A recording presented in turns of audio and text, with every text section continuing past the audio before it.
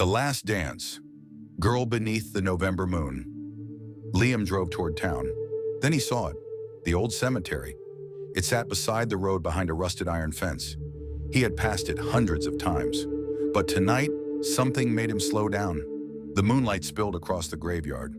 White stones appeared between the trees. Then Liam saw something. A pale shape resting against one of the gravestones. He hit the brakes. The truck stopped. For a moment he sat there, staring. He almost drove away. Then he saw it again. His sweater. It was lying on the ground beside the cemetery fence. Liam's heart began pounding. He got out. The wind had stopped. The entire cemetery was silent. He walked toward the sweater. His footsteps sounded unnaturally loud against the frozen ground. He picked it up. It was cold. Very cold. But it was his. He turned to walk back to the truck. Then he noticed the gravestone behind him. He froze. The name carved into the stone was Angela Marie Hart, born November 17, 1949. Died November 17, 1966. You're watching Story Garden Tells, where some stories are more than stories. Tonight, discover how a lost love found its way back, beneath the light of a November moon. November 17, 1967, was the kind of night people remembered. The wind had arrived before sunset, sweeping through the small town of Willow Creek and rattling the bare branches of the elm trees that lined Main Street. By evening, a thin frost had settled over the fields, and the moon hung unusually bright above the rooftops. It was the night of the high school fall dance. 17-year-old Liam Carter had almost decided not to go. He had spent the better part of the afternoon working on his father's old pickup truck, a faded blue 1960 Ford that seemed to spend more time in the garage than on the road. His hands were still stained with grease when his mother reminded him that the dance started at 8. "You can't spend your whole life underneath that truck," she had told him. Liam had laughed. "Maybe the truck understands me better than people do." His mother shook her head. "Just go. You might actually have some fun." So Liam went. He changed into his best shirt, combed his dark hair until it behaved reasonably well, and pulled on the only decent pair of shoes he owned. A few minutes past 8, he drove into the school parking lot. The gymnasium was already glowing with strings of colored lights. Cars filled the lot, their chrome bumpers reflecting the moonlight. Music drifted through the open doors every time someone entered. Liam parked his truck beneath a large cottonwood tree and sat behind the wheel for a moment. He could hear laughter coming from inside. He sighed. "All right," he whispered to himself. "Let's get this over with." He stepped out into the cold. He didn't know it then, but he would remember that moment for the rest of his life. Inside, the gym had been transformed. Paper leaves hung from the walls. Orange and gold streamers stretched across the ceiling. Someone had arranged dozens of small candles around the edge of the dance floor. A record played through the school's old sound system. Couples were already dancing. Liam leaned against the wall watching. His friends waved at him from across the room, but before he could join them, something caught his attention. A girl stood alone near the windows. He had never seen her before. She wore a simple pale blue dress that seemed almost too old-fashioned for the occasion. Her dark hair fell just past her shoulders, and there was something about her face that made Liam stop thinking altogether. She was beautiful. Not the kind of beautiful that made a room turn and stare. It was something quieter, something almost unreal. She looked as though she didn't quite belong among the laughing teenagers and flashing colored lights. She looked like an angel who had wandered into the wrong room. Liam couldn't take his eyes off her. Then, as if she could feel him watching, she turned. Their eyes met. She smiled. Liam immediately looked away. His face became hot. "Nice work," he muttered to himself. A moment later, he looked back. She was still smiling, and then she walked toward him. "Are you going to stand there all night?" she asked. Liam smiled nervously. "I was thinking about it." "That sounds lonely." "It probably is." She laughed softly. "My name is Angela." "Liam." "I know." He frowned. "You know me?" "Everyone knows Liam Carter." "I don't think that's true." "It is tonight." There was something strange about the way she said it, but Liam didn't think much of it. The music changed. A slow song began playing. Angela looked toward the dance floor. "Do you dance?" Liam shrugged. Not particularly well. Neither do I. She held out her hand. Then we'll be terrible together. He took her hand, and for the next several hours, Liam forgot about everything else. They danced, they talked, they laughed. They stepped outside once because the gym had become too warm, standing beneath the cold November sky, while their breath appeared as little clouds in the moonlight. Angela looked up. "The moon is beautiful tonight." Liam looked at her. "Yeah," she smiled. "I wasn't talking about the moon." He laughed. "You know, you're kind of strange. I've been told that." They returned to the dance. The hours passed quickly. Liam learned that Angela loved old music, hated thunderstorms, and had always wanted to see the ocean. She asked about his family. He told her about his father, his mother's cooking, and his dream of one day owning his own garage. She listened carefully to every word, and sometimes when Liam stopped talking, Angela would stare at him with an expression he couldn't understand, almost like she was trying to memorize his face. At one point, Liam asked, "Where do you live?" She hesitated. "Not far." "That's not an address." "I know. Do you go to our school?" She smiled. "I used to." The answer made him laugh. "What does that mean?" She only smiled. Later, near midnight, the final song began. Neither of them spoke. They simply danced. Liam had the strange feeling that the song had lasted much longer than it actually did. When it ended, Angela stepped back. "I suppose I should go. I can drive you home." She looked at him. "You would?" "Sure." He tried to sound casual. Inside, he was terrified she might say no. Instead, she nodded. "All right." Outside, the temperature had dropped sharply. Angela shivered. Without thinking, Liam removed his sweater. "Here." She shook her head. "You'll be cold." "I'll survive." She accepted it. They walked across the parking lot toward the old Ford. Liam opened the passenger door for her. She smiled. "You're very polite." "My mother would be disappointed if I wasn't." They climbed inside. The engine coughed twice before starting. As Liam drove through town, the streets were almost completely empty. Streetlights flickered over the pavement. The radio played quietly. Angela watched the town pass by through the window. "You know," she said, "this town looks different at night." "Different how?" "Like it remembers things." Liam glanced at her. "What kind of things?" She turned toward him. "Things people forget." He laughed nervously. "That's creepy." "Maybe." She smiled. The drive seemed strangely short. Before Liam realized it, they were pulling onto a narrow road outside town. At the end stood an old white house. It looked as though it had been there for 100 years.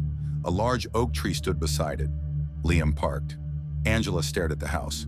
"This is me." "You live here?" She nodded. "It hasn't changed much." "What do you mean?" She opened the door. "Nothing." They walked toward the front porch. The house was completely dark. Liam looked at it. "Are you sure someone's home?" Angela nodded. "My father." "Does he know you're coming home this late?" She smiled. "He'll know." They stood on the porch. Neither seemed eager to say goodnight.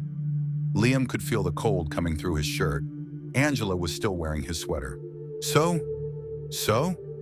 "I had a really good time tonight." "So did I." There was silence. Angela looked at him. "Thank you, Liam." "For what?" "For finding me." He frowned. "I didn't find you. You came to me." Her expression changed. For the briefest moment, she looked sad. "Maybe that's what I mean." Before Liam could ask what she meant, Angela leaned forward and kissed him. It was a gentle kiss, barely more than a moment, but Liam felt as though the entire world had stopped. When she stepped back, she smiled. "Good night." "Good night." She opened the door. Then she paused. "Don't forget me." Liam laughed. "I couldn't." She disappeared inside. The door closed. Liam stood there for a moment, smiling to himself.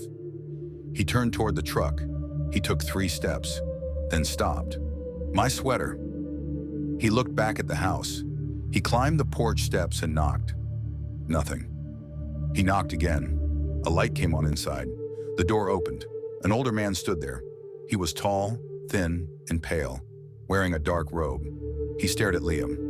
"Yes? Sorry to bother you." Liam said. Angela's here, right? The man's expression changed. Who? Angela. Silence.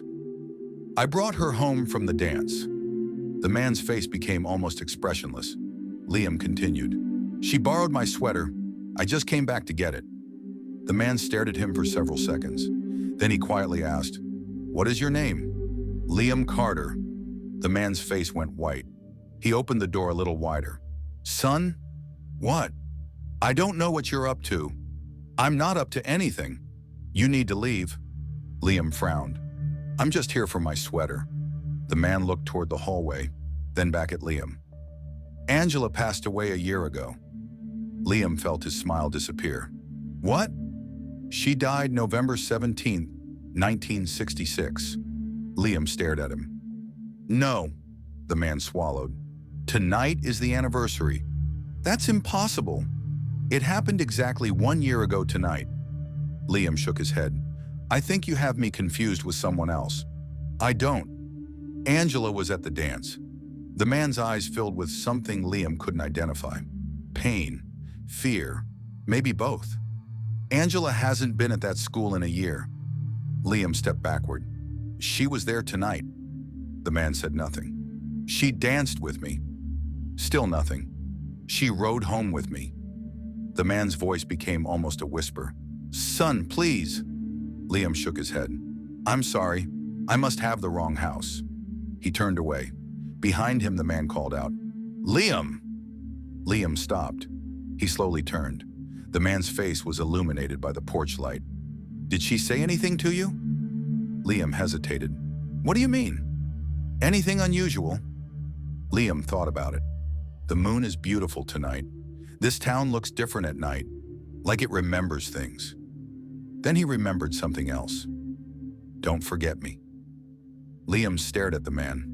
She said goodbye. The door slowly closed. Liam walked back to the truck. He climbed inside.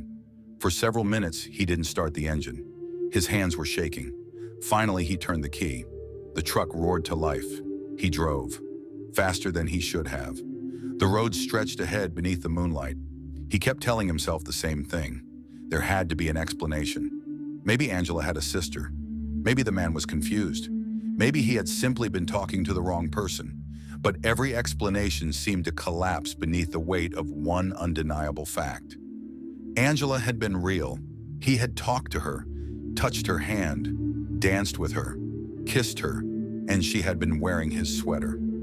Liam drove toward town. Then he saw it, the old cemetery. It sat beside the road behind a rusted iron fence. He had passed it hundreds of times, but tonight, something made him slow down. The moonlight spilled across the graveyard. White stones appeared between the trees. Then Liam saw something, a pale shape resting against one of the gravestones. He hit the brakes. The truck stopped. For a moment, he sat there staring. He almost drove away. Then he saw it again. His sweater. It was lying on the ground beside the cemetery fence.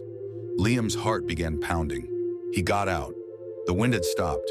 The entire cemetery was silent. He walked toward the sweater. His footsteps sounded unnaturally loud against the frozen ground. He picked it up. It was cold, very cold, but it was his. He turned to walk back to the truck. Then he noticed the gravestone behind him. He froze. The name carved into the stone was Angela Marie Hart. Born November 17, 1949. Died November 17, 1966. Liam couldn't breathe. He stepped closer. Below the dates were several words. Beloved daughter, beloved friend. Forever 17. He stared at the stone, his eyes filled with tears. No. A sudden breeze moved through the cemetery. The branches above him whispered. And then Liam heard something. A girl's voice. Soft. Almost too soft to hear. Liam? He turned. No one was there. He looked toward the road. Nothing. Then he heard it again. Liam. He closed his eyes. He wasn't afraid anymore. He couldn't explain it, but the fear had vanished. In its place came an overwhelming sense of peace. A warmth spread through his chest. He looked down at the sweater in his hands, then back at Angela's grave, and suddenly he understood. She hadn't come to the dance because she wanted to frighten him. She hadn't come to haunt him. She had come because there was something she needed to remember, or perhaps something she needed him to remember. Liam whispered, "Goodbye, Angela." The wind moved through the trees, and for one brief moment, he thought he saw her standing beneath the moon. She was smiling. Then she was gone. Liam remained beside the grave for several minutes. Finally, he turned toward the truck. Before leaving, he looked back one last time. The cemetery was empty. He drove home slowly. His mother was asleep when he arrived. Liam went to his room and sat on the edge of his bed. He placed the sweater beside him. It still smelled faintly of Angela's perfume. He didn't sleep. The following morning, Liam returned to the school. He asked several friends about Angela. No one knew her. When he described her, they looked confused. Then one of the older teachers overheard him. Her face changed. "You said her name was Angela Hart?" Liam nodded. The teacher sat down. "Angela was one of our students." Liam's heart sank. "What happened to her?" The teacher looked toward the window. "She died last year." "I know." The teacher studied him. "How do you know?" Liam told her everything. The dance, the ride, the house, the sweater, the grave. When he finished, the teacher was silent. Finally, she said, "Angela was supposed to graduate with us. What happened?" "She had been sick." Liam frowned. "Her father said she died on her birthday." The teacher nodded. "She did." "Was she at the dance the year before?" The teacher looked at him. "Yes." Liam felt a chill. "Did she have a boyfriend?" The teacher hesitated. "Not that I know of." "Did she ever talk about someone named Liam?" The teacher slowly shook her head. "No." Liam didn't understand. Then the teacher said something that would stay with him for decades. "Angela used to tell me she believed people could meet each other more than once." "What does that mean?" "She said sometimes people meet at the wrong time." Liam stared at her. "What did she mean?" The teacher smiled sadly. "I never knew." Liam went home that afternoon. He put the sweater in the back of his closet. He never wore it again. Years passed. Liam eventually married. He had children. He built the garage he dreamed about. He grew old, but he never forgot Angela. He never told anyone the entire story. People would have thought he imagined it, and perhaps sometimes Liam wondered if he had, until many years later. One November evening, Liam returned to Willow Creek. The town had changed. The old school was gone. The streets had been widened. The little stores on Main Street had disappeared, but the cemetery remained. Liam parked near the entrance. He walked among the gravestones until he found Angela's. The stone was weathered now. He placed a small bouquet of flowers beside it. Then he sat beneath the old oak tree. "I never forgot you," he whispered. The wind moved through the branches, and somewhere in the distance a church bell rang. Liam smiled. Then he noticed something lying beside the gravestone, a small photograph. He picked it up. It was an old black and white photograph, a photograph of the high school dance. Dozens of students stood inside the gymnasium. Liam looked closely. There he was, 17 years old, standing beside Angela. His heart stopped, because he remembered something he had never understood. The photograph had been taken in 1966, 1 year before the night he supposedly met her. Liam stared at the photograph. There was something else. On the back, written in faded handwriting, were 4 words: "Until we meet again." Liam looked toward Angela's grave. For a moment, he thought he saw a young woman standing beneath the trees. She wore a pale blue dress. She smiled, and then the evening wind swept through the cemetery. The figure disappeared. Liam closed his eyes. He didn't feel afraid. He felt peaceful, because after all those years, he finally understood something. Some mysteries aren't meant to be solved. Some people enter our lives for reasons we may never understand. And sometimes, love doesn't care whether someone is living or dead.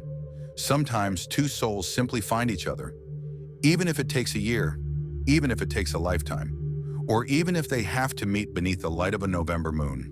Liam stood and placed the photograph carefully beside the flowers. Then he whispered the words Angela had spoken to him all those years ago. "Don't forget me."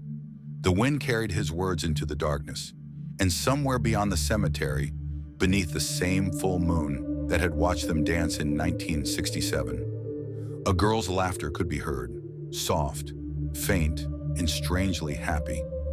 Then it was gone, leaving only the whisper of the trees and the mystery of what truly happened on that cold November night.